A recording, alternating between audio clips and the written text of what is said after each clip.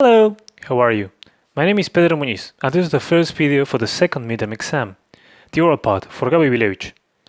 Now, in my case, I have to talk about Teacherman and answer 3 different questions. But before I do that, let me tell you a little bit about what Teacherman is about. Teacherman is a memoir. A memoir is a kind of autobiography that embellishes the truth a little as to make it more entertaining for the reader. It is written by Frank McCourt in 2005, I believe, and it explains his whole life and teaching career from start to finish and how it changed.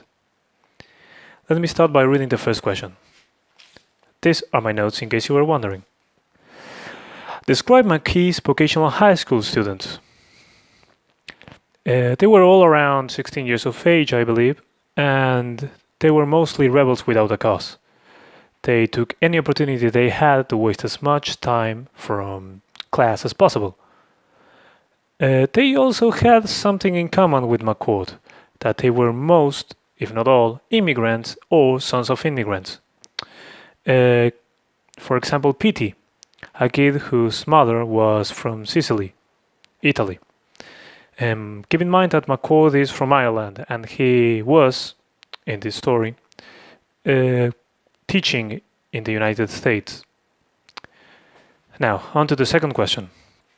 What were their expectations about the future? Well, as it is obvious, this vocational high school was meant for the kids, or the students, if you would, to prepare themselves for a job for the future. So these students were not particularly inclined to study in universities or anything of that sort. They were, for example, some of the boys mentioned how they would love to work in a mechanic auto parts, I believe it was called. This is also shown during the parents and teachers meeting. As sad as it may seem, not even the parents believed in their children, and they even go so far as to call them little shits. Something kind of sad in my opinion. Now, on to the third and last question. Mention memorable episodes on students. Well, there are a ton, truly, but the one I remember the most, or the one that comes to mind first, is Petey, the kid I mentioned earlier. His mother had made a sandwich for him, and it was a bologna sandwich, I believe. Since it seemed like he didn't want it, he offered it to the rest of the class. And another kid, whose name was Sandy, answered to him saying, "Your mother must really hate you if she makes some sandwiches like that." Well, obviously, Petey retaliated by throwing the sandwich across the whole room and hit him in the face. A fight was about to break out, and what did McCourt choose to do? Keep in mind that this was the first day of McCourt's teaching career. This was his first school and his first grade and his first class. He explained how there were no courses for throwing sandwiches and what to do if a kid throws a sandwich across the floor.